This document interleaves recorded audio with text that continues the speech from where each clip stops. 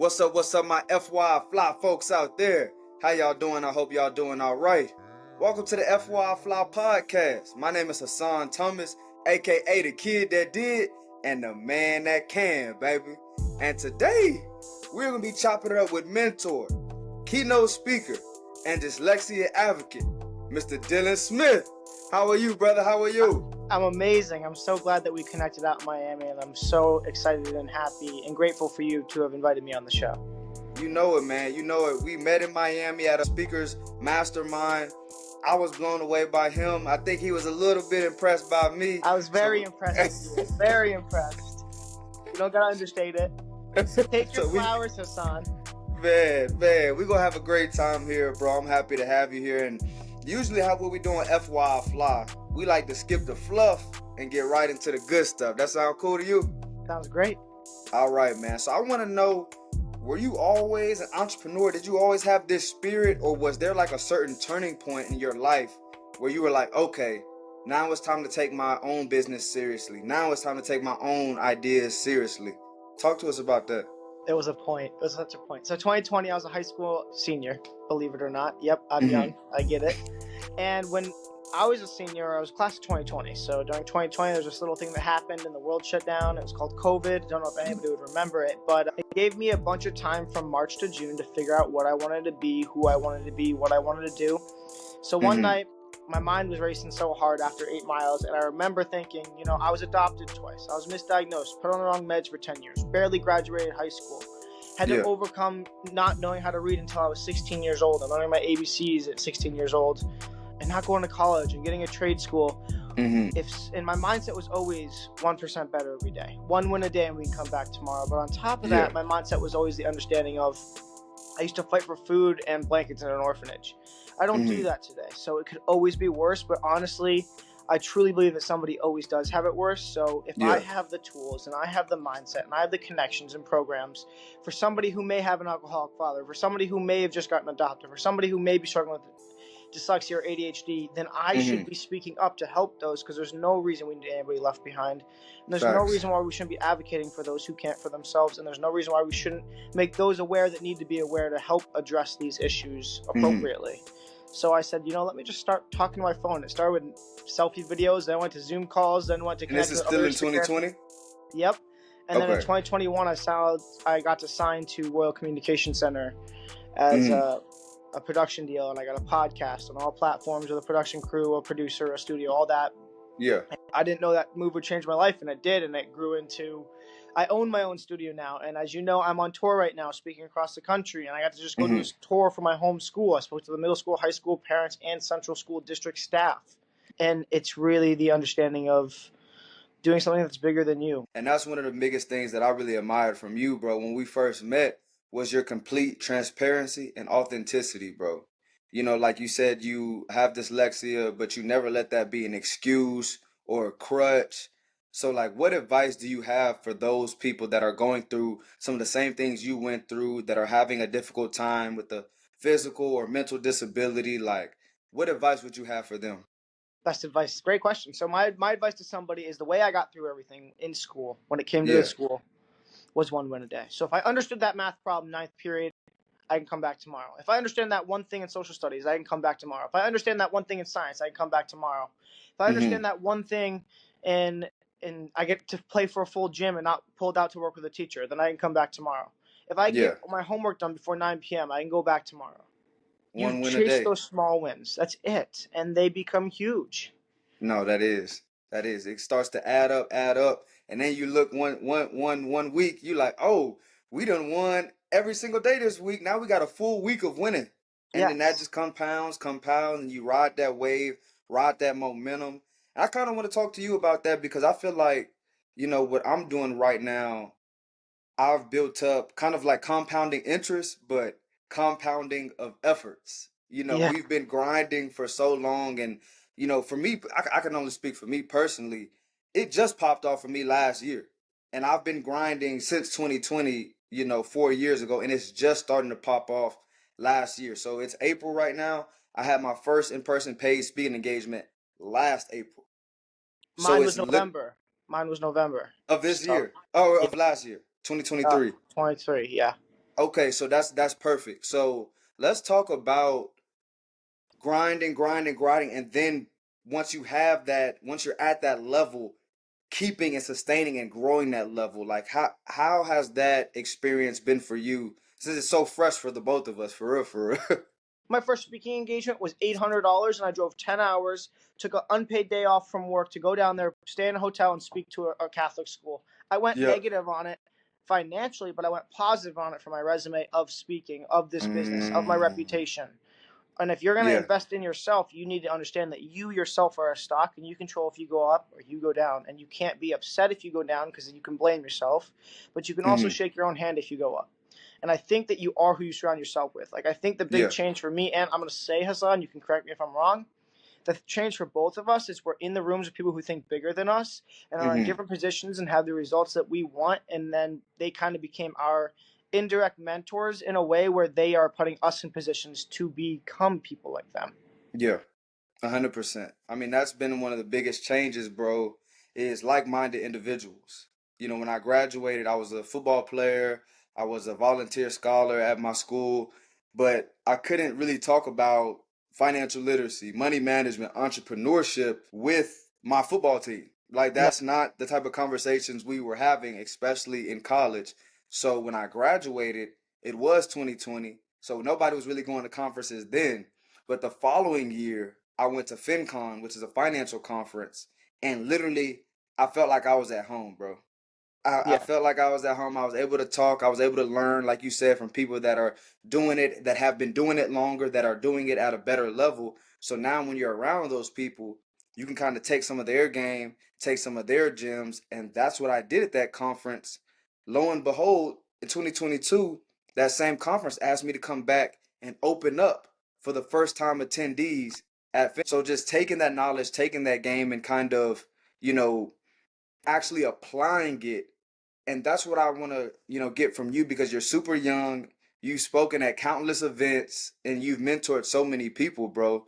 So like, what qualities, what characteristic would you credit your early success to? One being hungry, two being determined. My mentor is Craig Siegel. He's a Wall Street bestselling author, global speaker. He's respected by Mm-hmm. many greats.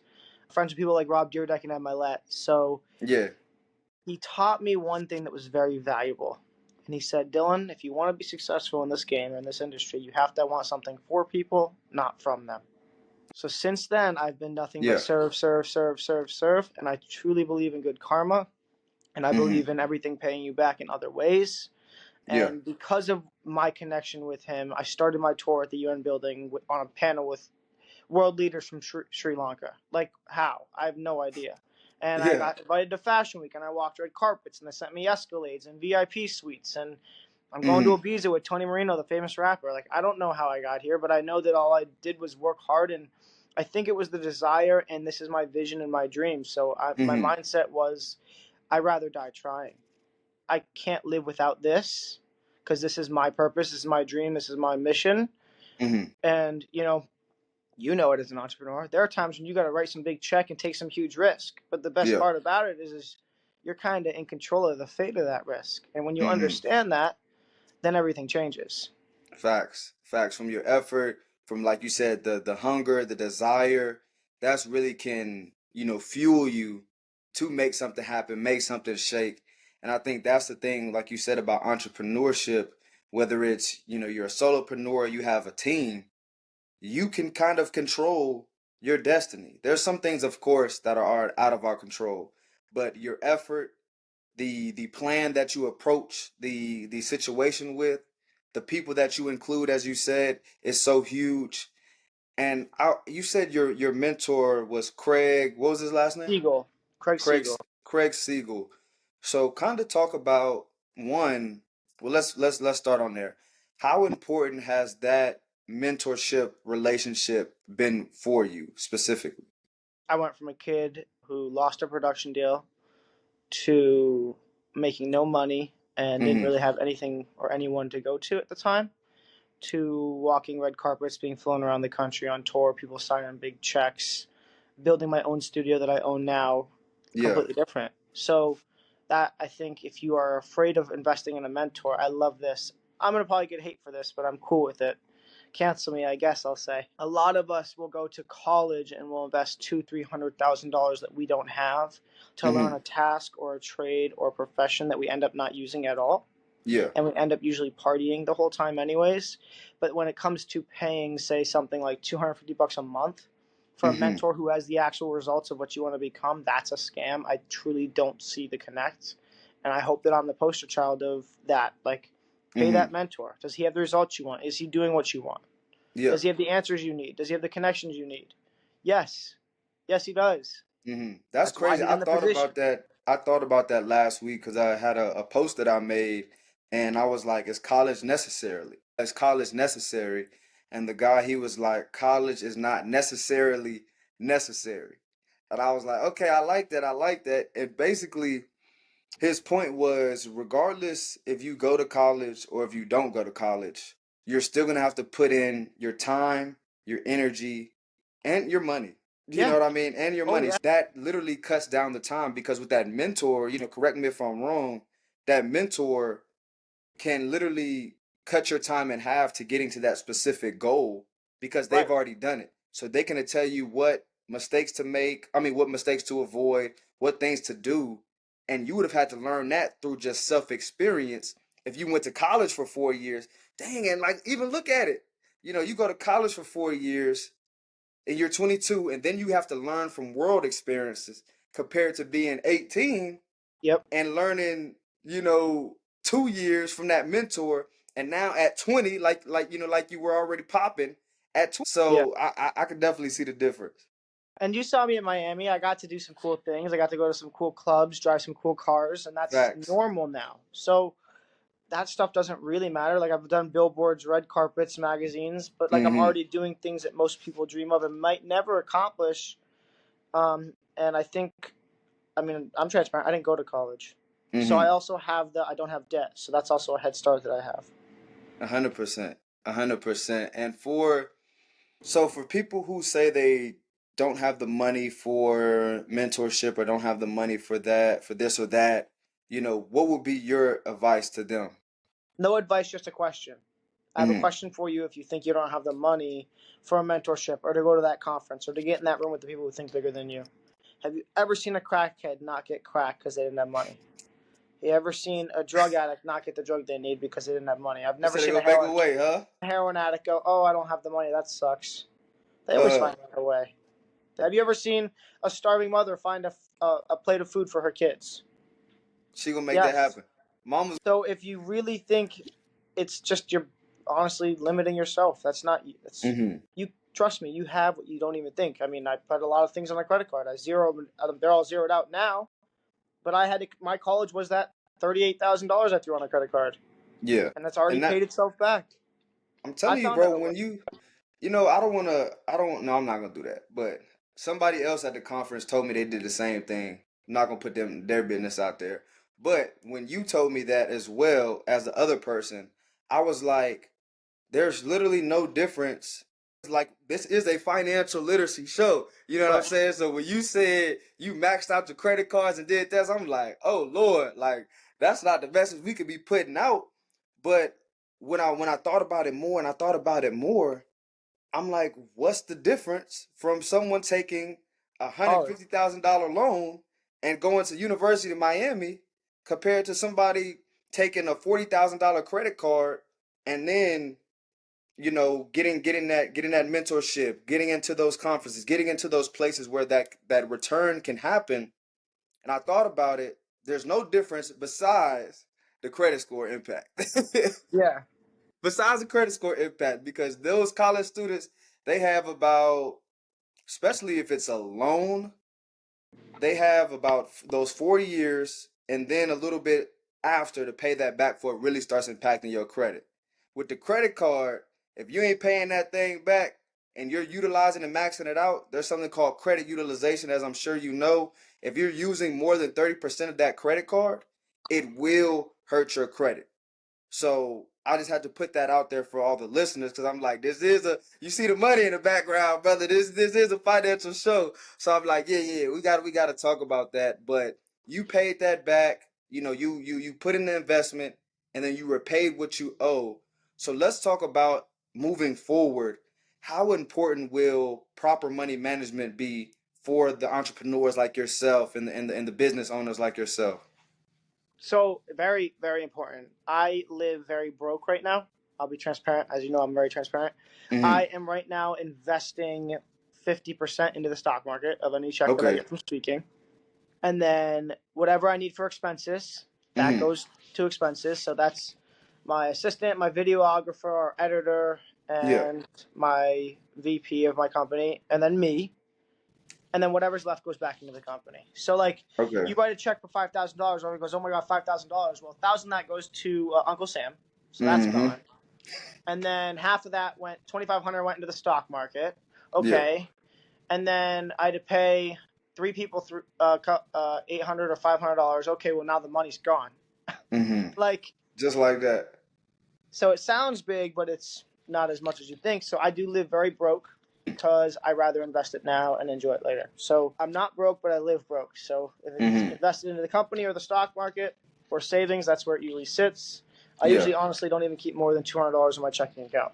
I was just about to say that, bro. I was like, it's not about having the biggest checking account balance because one, your checkings is not earning anything. And if it You're is, it's losing money. probably 0.0003. You know what I mean?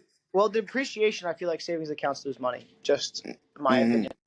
I don't know Agreed. how much you talk on that, but Yeah, we talk about high yield savings accounts compared yeah. to just the regular bank accounts that, like we said, are depreciating because the inflation is destroying everything that's in your bank account. So Yep. your money has to be making money, whether it's investing into the stock market. I'm huge into real estate. I have a app called Fundrise, FUND Rise, Fundrise, and I've been invested in them since 2020, and they do REITs, which is a real estate investment trust, Wow. and basically that's investing into a group of real estate properties compared to investing in one or doing a manual fix and flip or going out there wholesaling and knocking on doors. So I think that's an easy way to make your money work for you. You know, while we're out here going hard, you know, let's make our money work for us as well. Yes. You know what I mean? So I really do appreciate, you know, how you're, you know, grinding, but you're also investing for the future. So Yes, sir. Yes, sir. So I'm excited about this next question, bro, because as I told you, this is a show about money, entrepreneurship, and investing. So can you give us personally a good money habit that you have, and then also a bad money habit that you have that you should cut off? a great money habit that I have is I'm very like to me I have a good amount of money, like $30,000 in investments, $30,000 in savings, and to me that's Mm-hmm. broke. Like I still freak out. But and if I don't have my safety net at 10,000, like if anything goes wrong, I have 10,000 I can grab. I'll freak out. So Mm-hmm. I freak out if I don't have that. And my good money habit is I look at the stock market and my investments as a game. Like how high can I get the number? So Mm-hmm. I'm always investing in that. Like I'll invest in that before I'll take care of myself. Like I'm cool if I don't eat out for 2 months and I don't Mm-hmm. go out or travel for 2 months if I can get my investment account to a certain number that I want to. So like Yeah. again I go back. I live broke because I'm so obsessed with making sure my investments are doing what I want them to. So Mm-hmm. that's a great money habit. I think when before I had all these employees, I was investing 90% and spending 10. I think that's a great money habit. My bad money Yeah, that's habit is every huge. time I fly somewhere, I need a luxury car to rent because of my ego and me. So I'll rent a luxury car, and then I have one night where I go out and party and drop like $2,000 on a party or a Yeah. nightclub. Those are bad. Hey, Don't recommend that. that's why I said I love your authenticity and transparency, bro. Nobody will come on here and say that, bro. I love it, man. I love it. He said, "Yeah, I when I travel, gotta have a luxury car for my ego, and just for me, I'm that type of guy. I'm popping out of that. Literally, we was on the ledge of a Miami hotel. We were just looking at all the beautiful cars, Yep. and I mean, it was one what every 5 seconds. Yeah. And I showed you Hassan. You see, I rent them all the time. Facts, I probably rented facts. every supercar you could rent. So yeah, don't do that. This has been amazing, bro. You definitely dropped a lot of gems. I just have one more question for you. You know, we can't have you on FYI Fly and not ask you our famous final question.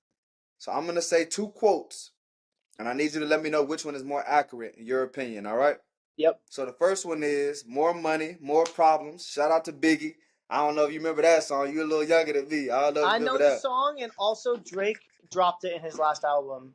And it was like a Okay. line. He said, "More money, more problems. Bring on the problems." That was Drake's Facts. line. Yeah, Sorry to yeah, interrupt. that was tough. No, that was tough. That was tough. Yeah. So the first one is more money, more problems, like Drake and Biggie. And the second one is money can't buy happiness. Which one do you agree with most? I'm going to get canceled for this. I agree with more money, more problems, and I totally 110,000% believe that money can't buy happiness because Mm-hmm. you can't run my business the way I run it without money, right? And what does my business do? It inspires and impacts and educates thousands of kids at times, Yeah. thousands of educators at times, and it's changing and helping those who really need it. Mm-hmm. And it needs money. And me being able to do that brings me happiness, but it also brings those who are involved in those productions happiness. So Gotcha. I strongly, strongly disagree. I think money does bring happiness if used correctly. Mm-hmm. And I do really believe more money, more problems, because Uncle Sam be trying to reach into your pockets for the work you did. So Bring up tax problems. Bring up tax problems. Okay. I love it, man. I love it. Thank you so much for joining this FYI FLI podcast, brother. If you have any final words, any final takeaways for the listeners, please definitely do that. And also let them know where they can reach you and contact you. I do have final. I want everybody to understand. Yes, me and Hassan are young, and yes, me and Hassan are doing it, but there's one no cheat code. There isn't. Just work hard, find the people the results you want, get in the room, ask the right questions. I wanted Mm-hmm. to give Hassan his flowers. The kid's very talented. He's very driven. He's got desire. He doesn't take no for an answer, just like me, which is why we get along so well. So Facts. Hassan, accept your flowers, dude. Your presence on stage is amazing. Your I charisma is appreciate it, out of brother. this world. The way you carry yourself, I'm always very impressed with you. And please just keep being you because you are a role model and you do inspire people. Me being one of them for sure. And I'm Mm-hmm. grateful to be connected with you. And I think that this is a great relationship where we're going to continue to learn, build, and grow. Facts. And to those listening, I had to learn my ABCs at 16 years old, so I was able to take impossible out of my vocab, and I think that it's easier for everybody else to take it out of their vocab. So whatever you put in is whatever you get out. Remember, yourself is a stock. If you plummet yourself, you blame yourself. If you skyrocket, you thank yourself. And Mm. you are the people you surround yourself with. I promise that. And That's my final message. bro, I always think about it like some of the stuff as far as like success tips, people are saying this, but when you think about it, they're saying it because it works. Like, you know what I mean? The network and who you Yes. surround yourself with. Kobe talked about the hard work, put in your 10,000 hours. Like, yes, these successful people are saying the same thing. So don't you think it might work if all the successful people are saying the same thing? You know what I mean? Like they say, what success leaves clues. Yes. That is 100% facts. Yes. 100%. Will I see you at A to B? Actually, no, I got a lot going on right now. More money, more That's problems. you hilarious, dude. Hey man, so for all our listeners, thank y'all for tapping in. Take some of these gems that Dylan dropped here today, implement them into your life today. One or two, it doesn't have to be everything, but I promise you, if you do those small habits now and those small changes, there will be large results over time. So again, thank you, Dylan, for rocking out with us. For all our listeners, stay safe, stay invested, and stay FYI fly. We'll see y'all next week.